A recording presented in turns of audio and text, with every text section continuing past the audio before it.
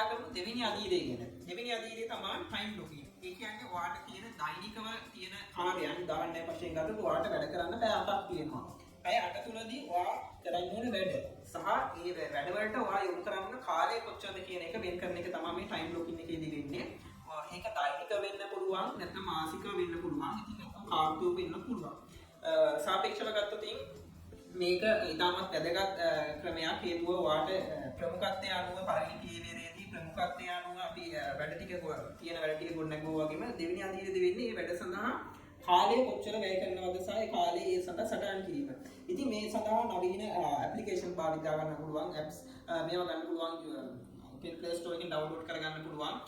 ඉතින් මේක ඉතාමත් ප්‍රායෝගික ක්‍රමයක්. මොකද ඒ තුලින් ඔබට කාලය කොච්චර කැප කරලා යුතුද සහ ඔබට පසුකාලීන බලන්න පුළුවන්. ඔබ මේ පැය 3ක් මේ සඳහා අපි allocate කරා නම් වෙන් කරා නම් ඒත් වශයෙන් කොච්චර පැය ගියාද මේ පැය ගන්න වැඩි වීමට හේතු වගේ කාරණා බලන්න පුළුවන්.